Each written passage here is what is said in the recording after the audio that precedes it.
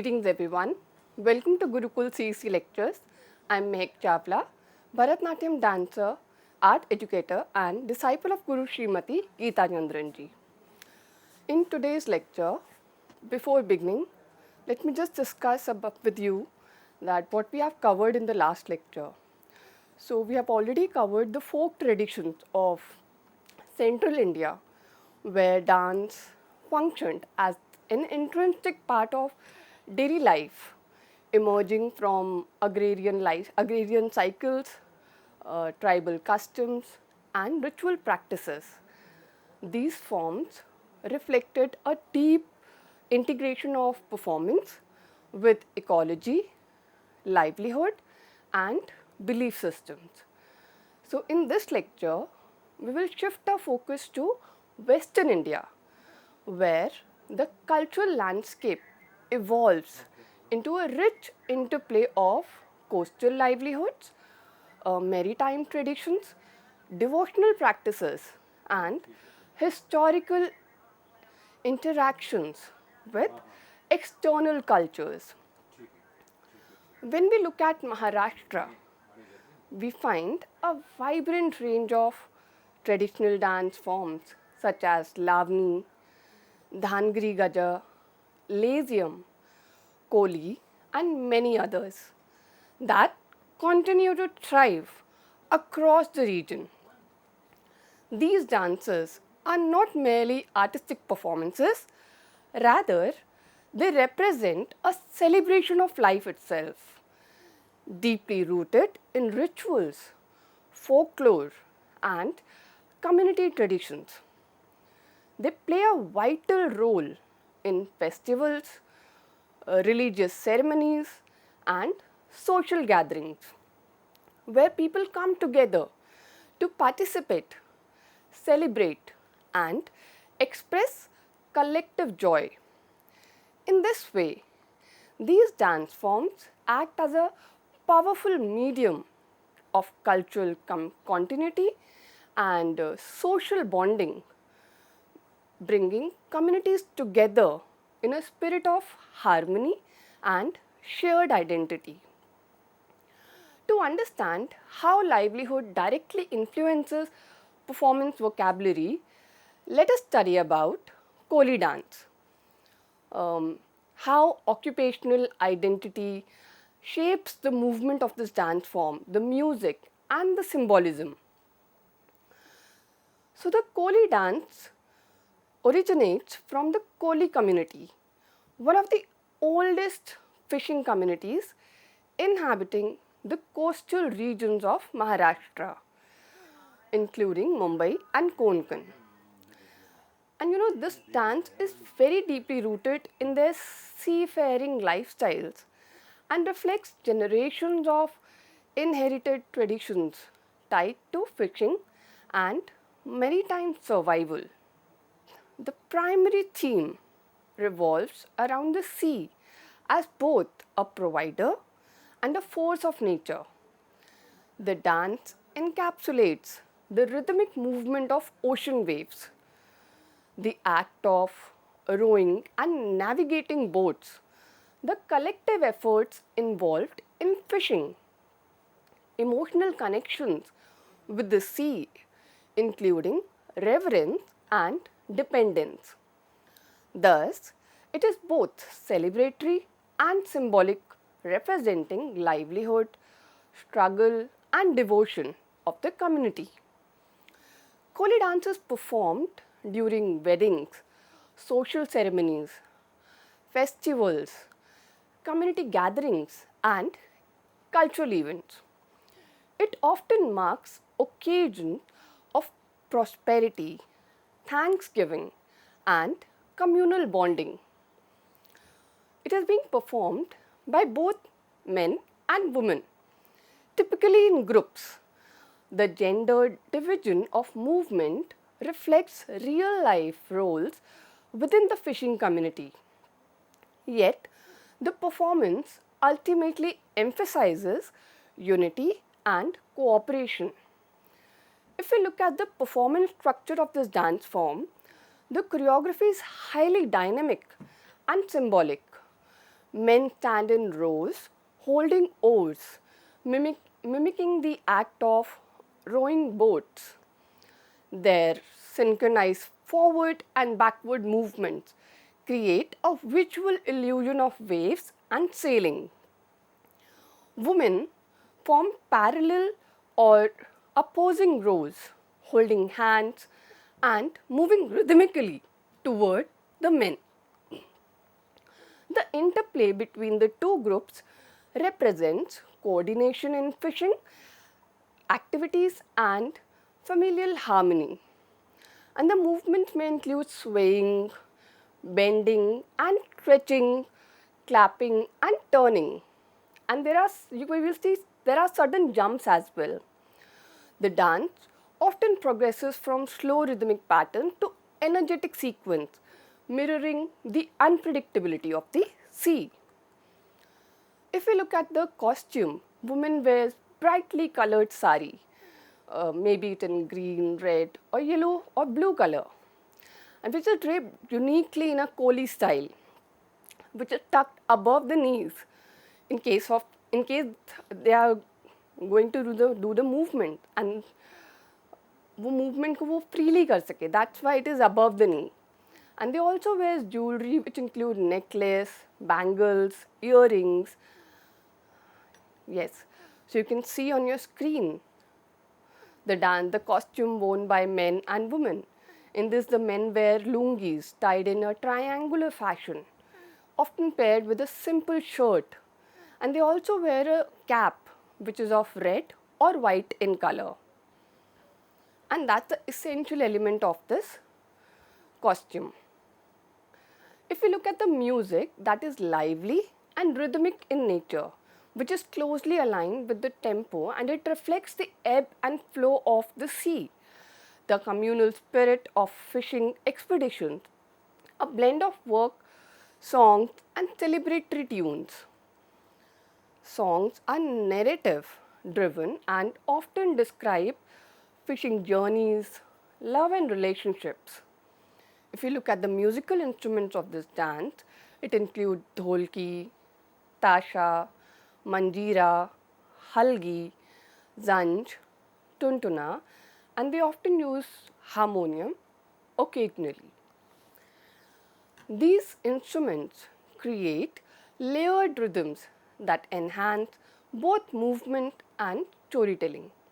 The Koli community performs rituals to honor the sea and their boats, acknowledging them as life-giving forces. The dance also subtly portrays the risk, uncertainties, and resilience associated with fishing as livelihood. So, after understanding Koli dance, which reflect the coastal and maritime life of Maharashtra, we will shift our focus toward the pastoral traditions of the state.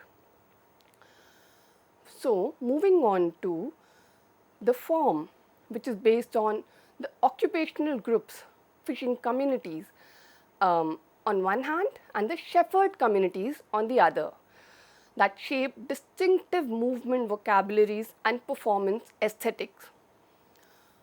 Now we are going to study about Dhangarigaja dance, which represent the life, devotion, and cultural identity of a Dhanga shepherd community. The Dhangarigaja dance originates from Dhangar community of Maharashtra, a traditional shepherd community primarily engaged in rearing sheep and goats. This dance form reflects their nomadic lifestyle and deep connection with nature and livestock. The central theme of Dhangarigaja revolves around devotion to Lord Birubha, the principal deity of the Dhangar community, celebration of pastoral life, expression of gratitude for prosperity and protection of their herd. It combines religious devotion with elements of daily life, making it both sacred and celebratory. The dance is performed during religious festivals dedicated to Lord Biruba, harvest celebrations, community gatherings, and on special occasions. It often marks periods of thanksgiving and spiritual observance. It is being primarily performed by men of the Dhangar community, although in some variations women may also participate. The performance is usually group oriented, emphasizing unity and shared cultural identity. If you look at the performance structure of this dance form, the Dhangarigaja dance is energetic and rhythm driven, and the performers move in a circular or a semicircular formation.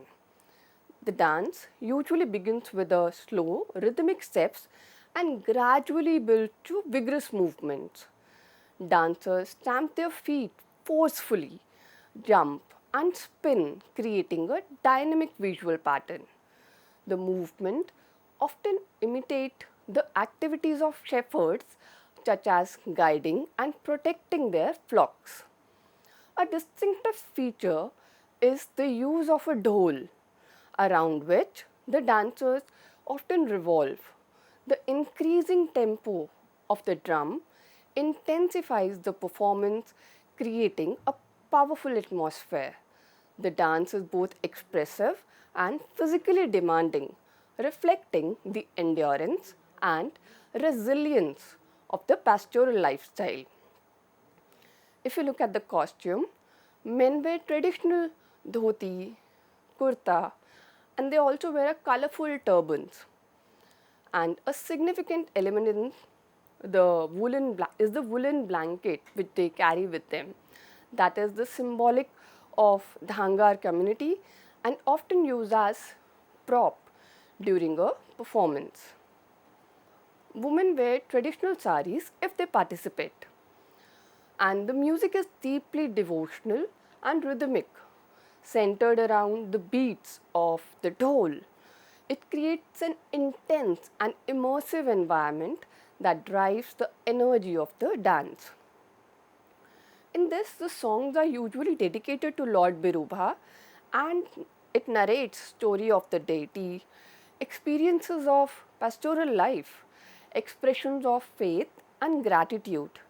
These songs are often sung collectively, enhancing the communal spirit.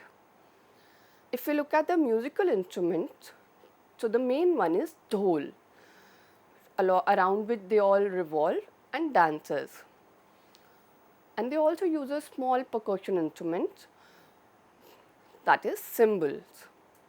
The Dhangar community considers Lord Biruba as their protector, and the dance serves as an offering of devotion.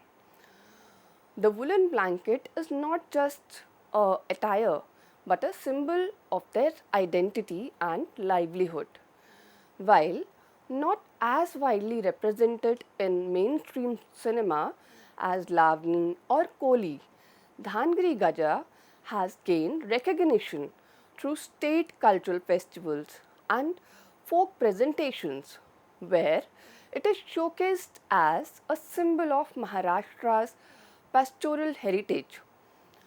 Now, after studying Koli dance and Dhangarigaja, which represent the pastoral traditions of shepherd communities, we move toward another dance form that is closely associated with physical vigor, discipline, and communal coordination.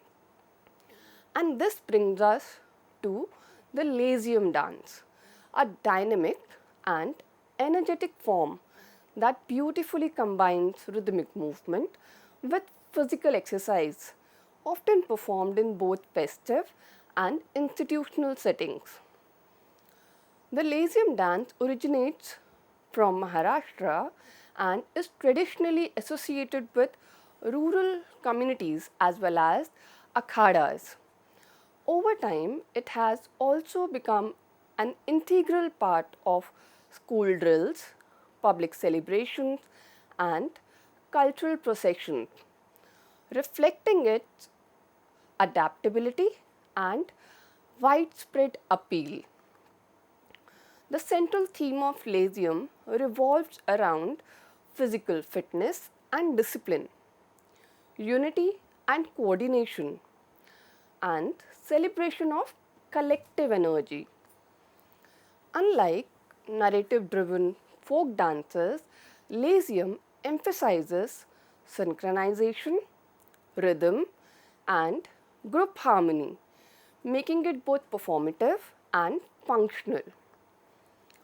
Lezim is performed during festivals such as Ganesh Chaturthi, religious processions and public celebrations, national events and school functions, cultural rallies and community gatherings. Its presence is both traditional and modern in context that highlights its versatility. And it is being performed by both men and women, often in very large groups. It is especially popular among students and youth groups where it is used as a form of coordinated physical activity.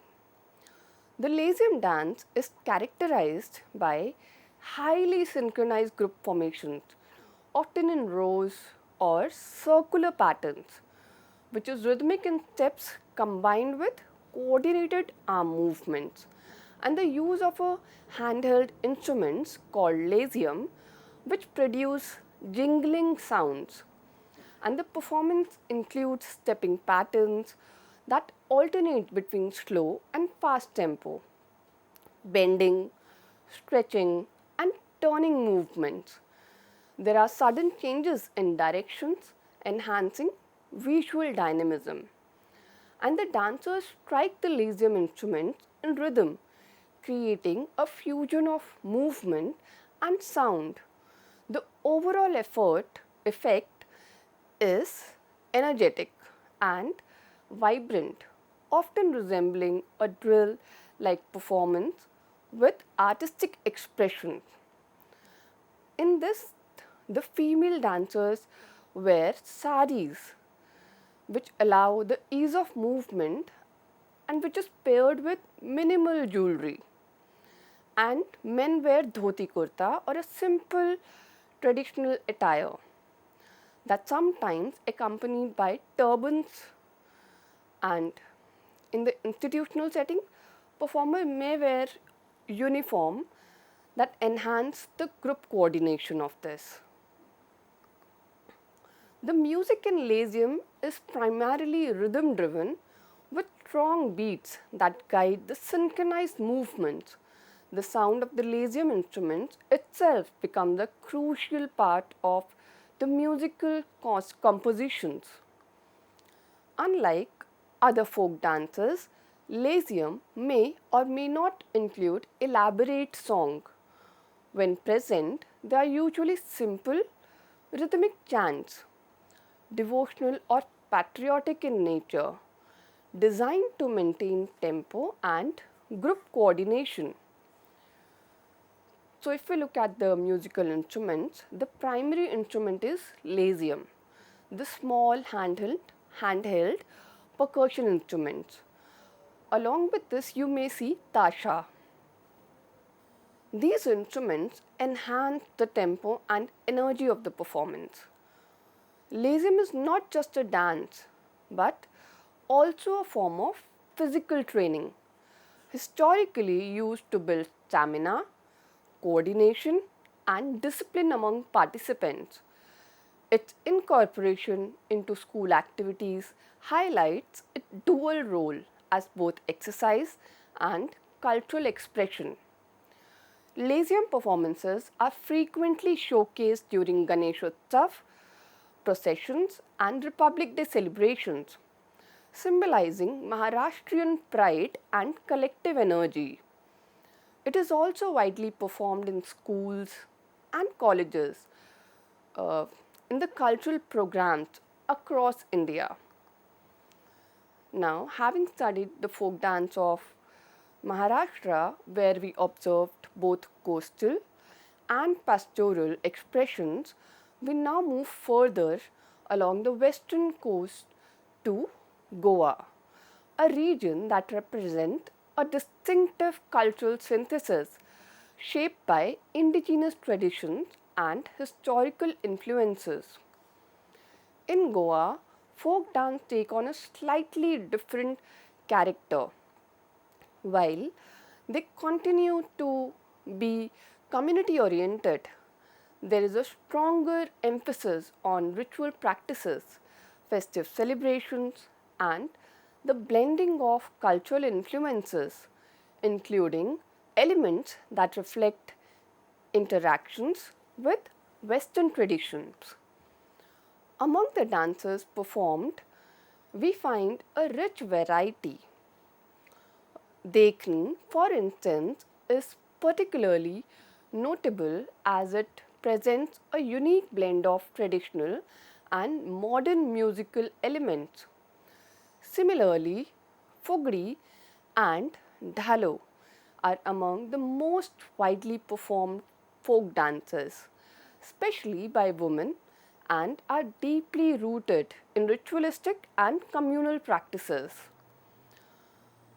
The Kunbi dance, on the other hand, represents the tradition of Goa's tribal communities, reflecting simplicity and close ties with nature.